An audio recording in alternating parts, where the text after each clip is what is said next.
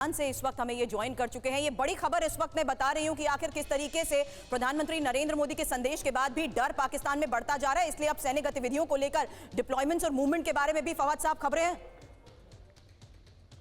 देखिए, यकीनन होगा बिकॉज जिस किस्म की वॉर मॉन्गरिंग इंडियन लीडरशिप ने की है, जिस किस्म का वॉर मॉन्गरिंग इस वक्त इंडिया से हो रहा है, तो जाहिर है कि इधर से भी रिस्पांस के लिए तो तैयार है। पहले एक जो है वो पत्र जारी हुआ है जिसमें पाकिस्तान ने एक नए मिसाइल का तजुर्बा करने के लिए इंडिया को, जो सारे कंसर्न कंट्रीज होते हैं, जो एक इंटरनेशनल लॉ है उसके तहत ये बताया है कि पाकिस्तान एक नए मिसाइल का तजर्बा करने जा रहा है। आपको पता है पाकिस्तान का जो मिसाइल प्रोग्राम है it's way ahead of India, और पाकिस्तान जाहिर है अपनी तैयारी तो रखेगा।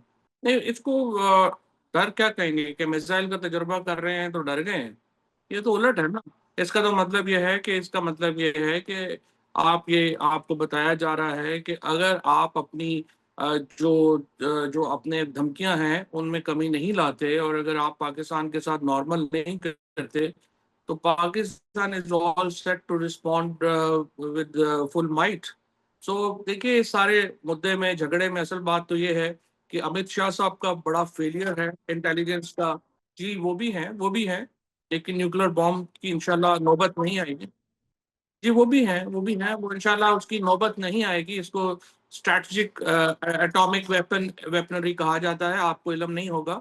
जी, जी, वो भी होगा। सब कुछ ही देखिए ना, अगर जंग होती है फिर तो सभी कुछ होता है ना। फिर सब ये तो नहीं होता कि आधा किलो वाला नहीं चलेगा, किलो वाला चलेगा या किलो वाला चलेगा। जंग होती है फिर तो सभी चलेगा। बड़ी सीधी बात ये है कि देखिए, अमित शाह साहब जो हैं असल में तो एक इंटेलिजेंस फेलियर है। आप अमित शाह साहब का वो अपनी सारा इल्जाम जो है आप सब लोगों को बेवकूफ बना रहे हैं।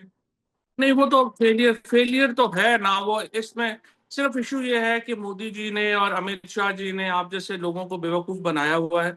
वो अपना फेलियर जो है वो आपके आपके सर पे डाल के तो इधर जो है वो डाल रहे हैं। देखिए इसका देखिए देखें भाई, अपनी तकरीर करने के लिए तो भाई, आपकी स्पीच सुनने के लिए तो नहीं ना आए। अगर मौका ही नहीं देंगे तो फिर क्या करें। देखिए ना, बात आप देखिए, टीवी के ऊपर इतना लंबा नहीं बोलते। पहली बात तो ये आपको पता होना चाहिए। आप 20-25 सेकंड बात करते हैं ताकि दूसरे को भी मौका मिले। अगर आपने अपनी तकरीर सुनानी है, अगर आप आपने देखिए, फिर आप वीलॉग कर लीजिए ना जाके। नहीं, आप फिर वीलॉग कर लीजिए कि ये तो कोई तरीका नहीं ना। अगर आपने बात करते रहना है और दूसरे को बात करने का मौका नहीं देना। ए, देखें, बात ये है कि झूठ या सच का फैसला तो लोग करेंगे ना। आपकी तो शक्ल से ही झूठा आप लग रहे हैं, तो इस तरह की बातें आप ना करें। अच्छा, दूसरी बात ये है, आप जरा बात सुन।